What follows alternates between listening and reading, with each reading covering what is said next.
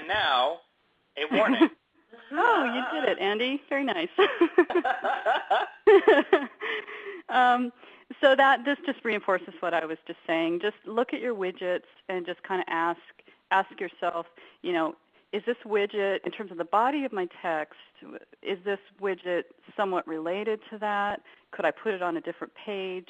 You want each page to kind of have distinction and definition. So you want to frame the context with the widgets that are related to the meaning of that content. All right, so do we have any questions on context? Let's see. Questions about context. Nothing explicitly about context, but there's lots of stuff that I'm trying to answer in the chat room that's sort of typepad-based more than design-based. So folks know that any questions you're giving us that we don't get to during the session, we are going to send you the answers to with the recording. But I usually call this junk thing loofah your blog because people put so much stuff on their blogs, it drives me crazy. So scrub it down. Nobody has time to wait for all your widgets to load. Yeah, and also kind of think about the future too, because we're kind of coming into a time when there's more and more creativity happening. There's more and more tools and features. I mean, typepad, you could literally not ask any of these questions and sketch out what you really want in your website, in your blog. Again, I'm putting the two together because now it's possible, and I'm excited about that. But you could literally sketch that out and say, this is what I really want. Okay, now what is possible with typepad? I would go ahead and assume that pretty much what you want is possible, and then you just double check that with them. Yeah. So it's kind of a different way to go about it. It's more of a visionary.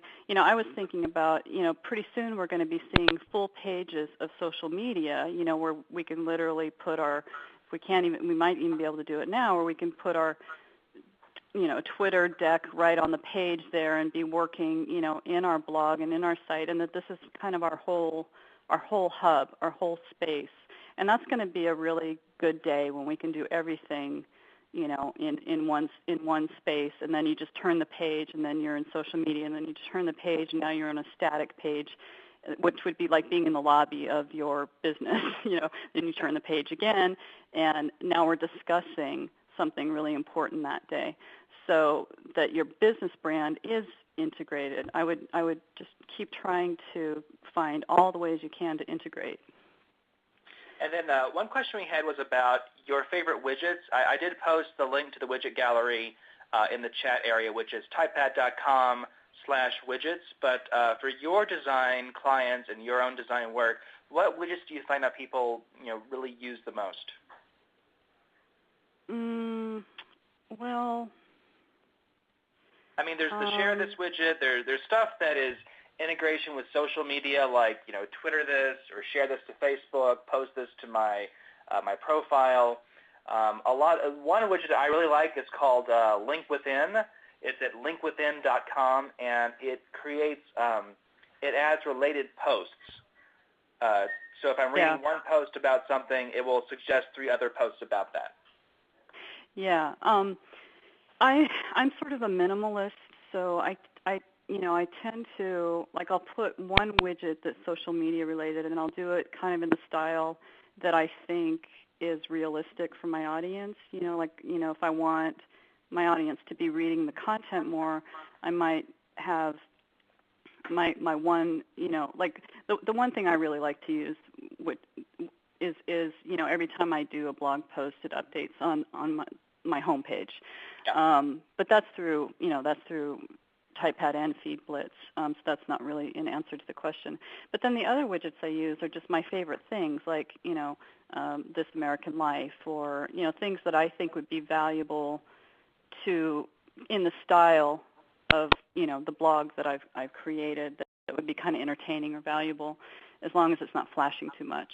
So don't I let guess your widgets compete with your content. Yeah.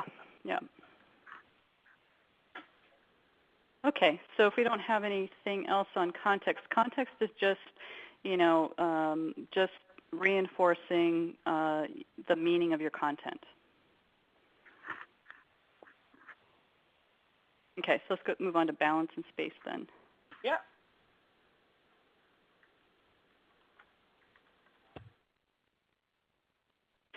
By the way, typepad is amazing. They have amazing technical support. So even after this call, if this gives you some ideas and you go back to your blogs and you have ideas, I find that they get back to me within a day, and that they're really intelligent about how they answer questions. And I mean, they were my training ground when I learned all of this. So yeah, the support staff knows that that folks that use typepad are not super techie people. So just know that. Express what you want, and they'll figure out one way or another how to do it. So never be afraid to ask for help or get support from the folks at typepad support. Yeah, they're amazing. They're really amazing. Balance. Okay, so now this is about sizing and the elements on the page balancing one another.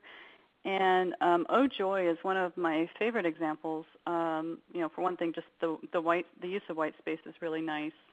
Also the consistency, the grid consistency, the columns on each side.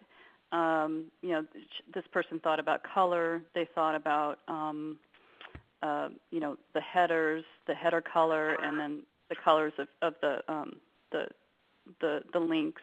And, you can just tell that a lot of conscientious thought was put into this. And again, we have the center stage being the actual products, and so we're not confused about what's important. And the logo is just nicely placed in the center there, and it's not distracting, and it's not a big header. It's just, this is one of my best examples of just really good balance and elegance. Yeah, great design does not have to smack you in the face. Oh no. In fact, less is still more. Yeah.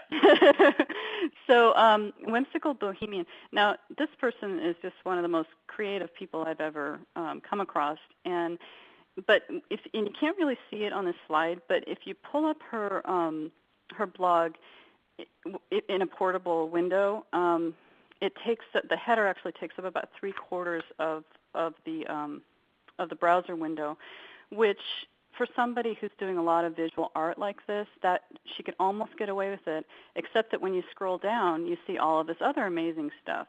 So she could easily not get traffic because of that, because they would see that really big header and maybe not scroll down. So you just want to be careful of things like that. I'm sure she didn't realize it when she did it, but we just don't want people moving on because something's dominating. Right. Okay. Merlin dialects. Okay, so this is a client of mine, and this is an example of kind of a split. We've got this really how visually dominant header, and then underneath, and they write long posts, by the way, but this could be broken up. I mean, even though the typography is kind of mirroring in terms of the color of the header, I'm critiquing my own work here. I did this blog, but anyway, but there could be more visuals. I mean, we're even helped a little bit by their photos on the side there. We're saying, okay, this is two people, and they're having these leadership dialogues, and they're using Merlin as a metaphor. But they probably, if they had just a few more visuals throughout the posts, that would help to balance, our visual field. So that's just an example of splitting, and I'm sure that they will, as they just got this blog, and I'm sure they'll start to add some visuals as they move on. But that's just something to be aware of, that if you have really long blog posts, that visual breaking up is important within the body of the post. Yeah, and I think this is a good example of, I'm guessing that they deal with a lot of corporate clients, so the design's a bit more pulled back than it would be if it was a more personal blog or something that's a bit more outgoing. Right. Yeah. These are executive leadership coaches.